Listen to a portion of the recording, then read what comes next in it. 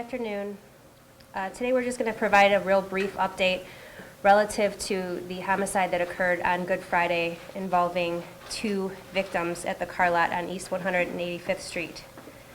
The Tahoe, originally believed to have been taken during the course of that aggravated robbery and homicide, was recovered in that the male who purchased it came forward and talked to our detectives in the homicide unit, and we were able to trace paperwork back and find that that Tahoe was actually not involved in a theft at all. The BMW was recovered last night on West 48th Street. It was unoccupied, and there was a male associated with that scene that was arrested, but he has not been associated with the homicide at all. There was a bag of car keys found today at Humphrey Park. At this point, it's undetermined whether or not any of those keys are related to any of the cars on the lot. So we haven't quite connected that yet.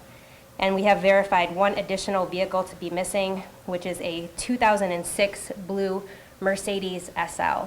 So at that point, that's the main update that we have, and DC Tomba is here for any questions you may have.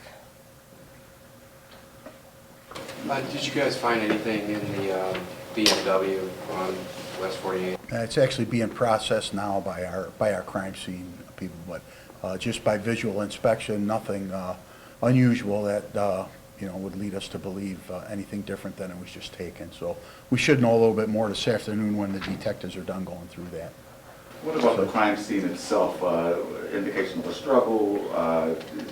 Does it lead you in any direction as far as who it could have been? Well, the crime scene in itself was the one victim was at his desk, when he was shot, right in the area of his desk, and it looked like the female was more toward the rear of the building. Looked like she may have been trying to get out the back door when she was shot.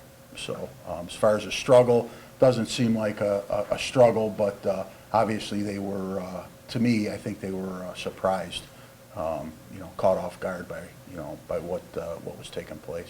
I'm sure you've heard the councilman's criticisms that Cleveland police didn't take this seriously enough, didn't look into it enough because of the manhunt for Steve Stevens.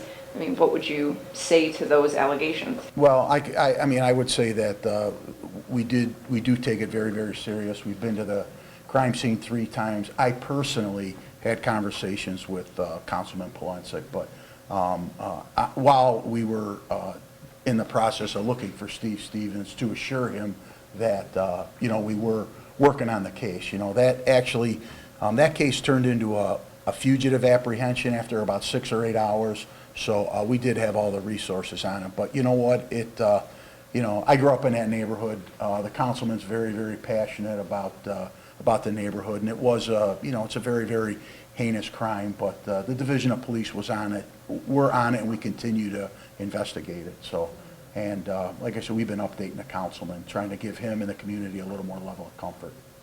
Any surveillance video? I believe that the surveillance for the place was cut, I imagine. Yeah, the surveillance cameras were taken. Our officers and detectives did do canvasses in the neighborhood to see if there was any more surveillance for maybe surrounding businesses or buildings, but they haven't come up with anything positive yet.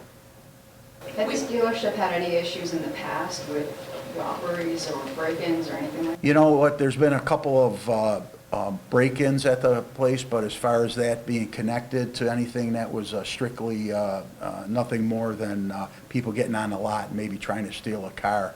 But we interviewed the victim's father and the victim's son, and they were very forthcoming about their parents and what they were doing. They were hard-working business people, really just trying to eke out a living down there when this took place. So nothing is really pointing us in any specific direction right now. Looks like it was it was a robbery, and for whatever reason they were shot.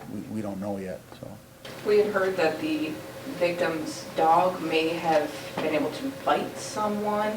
There might be a chance of getting DNA from that. Can you comment on that? Well, we did request that the medical examiner's office take the dog and perform the swabbing on the mouth of the dog. A very, very unusual request from our homicide unit, but one that that's a possibility. So any type of potential evidence is something we have to really take a look at. So, but we have been back to the scene on 3 different occasions, processing it. So we're hoping that, we can get something forensically. There is a reward out there. This case is being, highlighted by a vigil this evening and by the councilman. So, but if anybody, has seen or has any type of information, no matter how insignificant, we ask that they contact us, and, we'd, keep it confidential. So when you talk about the dog, are you saying you're looking to see whether the dog bit, or did the dog actually? Well, we don't know if the dog, because obviously we don't have the person, that was there, persons that were there. So if there's some type of, blood evidence or DNA evidence in the dog's mouth, on the dog's teeth, it's something we have to follow up on. If we develop a suspect and we compare that, that all goes to help our case. Councilman mentioned that those independent car dealerships should be concerned, and he even indicated that there may be a string of these types of attacks. What's your take on that? So I'll we, let Jen answer that. yeah, we reached out to the districts individually today to find out if there was any additional, people being attacked at car lots or anything like that.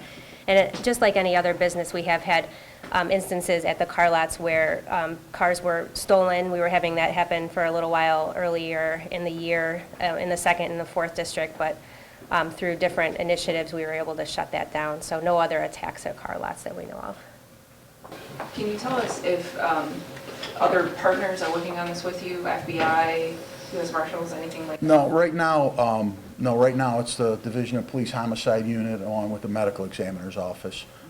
It's we've got plenty of resources in the Homicide Unit, and if we develop a suspect, that's when we bring in the U.S. Marshals. If we get to a point where we need something that is out of our expertise, that's when we bring in the FBI or some of our other partners. But right now, the Division of Police Homicide Unit is the lead investigative agency on this.